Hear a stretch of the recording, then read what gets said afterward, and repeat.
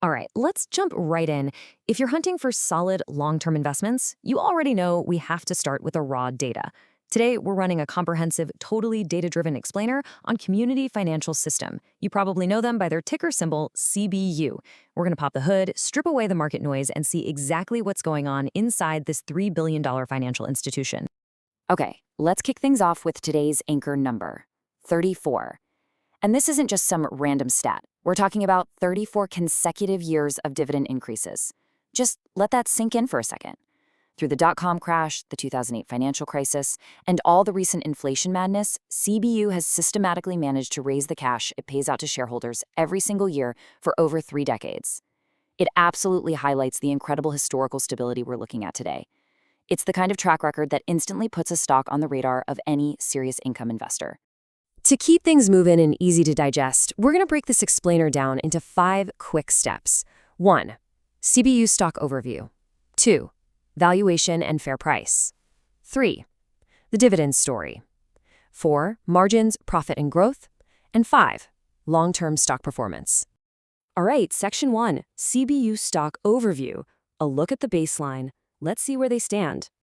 So here's our foundational snapshot. The stock recently closed at $61.72, giving CBU a market cap of about $3.2 billion. Classic mid-cap territory. But look at this debt-to-equity ratio. It's sitting at just 0.12.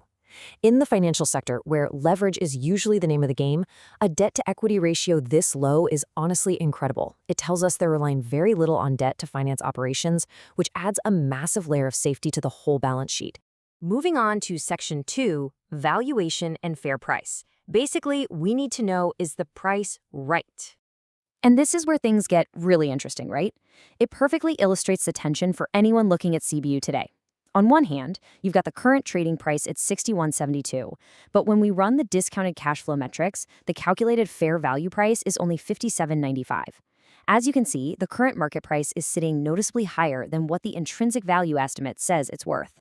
Now, you know the drill with a margin of safety. It's that critical buffer we look for, buying at a discount to intrinsic value, just in case our estimates are slightly off or the business hits a temporary speed bump. You almost always want a positive margin of safety. Well, right now, we are looking at a negative 6.5% margin of safety.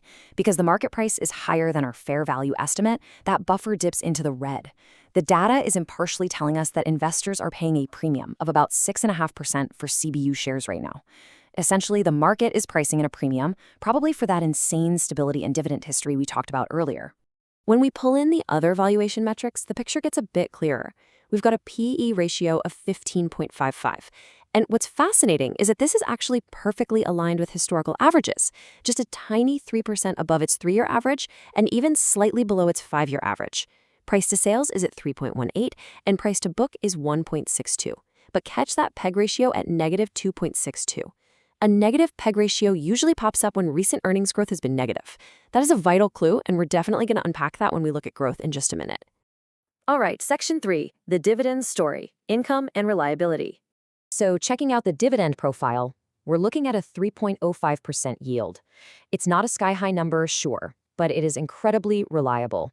Over the last 5 years, it's been a slow and steady climber, compounding at 2.27% annually.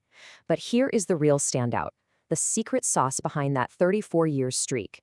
Check out the free cash flow payout ratio. It's just 42.45%. That means CBAU is using less than half of its free cash flow to fund the dividend. They have a ton of cash left over to reinvest, handle emergencies, and, absolutely, keep extending that streak to year 35. On to Section 4, margins, profit, and growth. Let's look at the underlying engine driving this whole thing. Over the trailing 12 months, CBU raked in just over $1 billion in revenue, $1.011 billion specifically.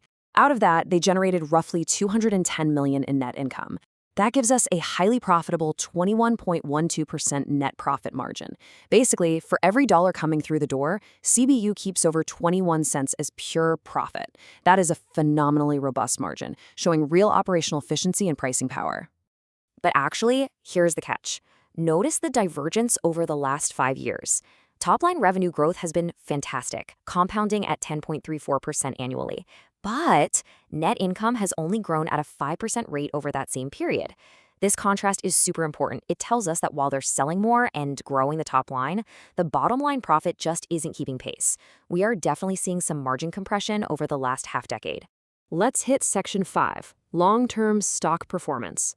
Time to look at the actual returns. This chart really exposes the recent volatility. Over the last year, shareholders got a decent 10% return. Look at the 3-year mark, and it's booming, up 47%. But look at what happens at year 5. It's actually negative 11.4%. It's a perfect reminder that even highly stable, boring dividend payers can have multi-year slumps depending entirely on when you bought the stock. But wait, if we zoom out to the 10-year mark, it's a completely different story. We see the broader picture of long-term wealth creation with a massive 108.85% return. When you combine that capital appreciation with their growing dividend over a decade, the compounding power of a steady financial stock really starts to shine. Finally, Section 6, Summary and Final Thoughts. The verdict. Let's bring all these puzzle pieces together. So, we've got a practically bulletproof balance sheet with barely any debt. They're pulling in over $1 billion in revenue with fantastic margins. And of course, there's that dividend, safely covered by free cash flow and backed by a 34-year growth streak. But we also have that negative margin of safety and slight margin compression.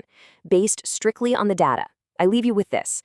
Does a 34-year dividend streak and rock-solid financial health justify paying a 6.5% premium over fair value? That is the exact question you have to answer for your own portfolio. Thanks so much for joining me on this explainer, and keep making those smart, data-driven decisions.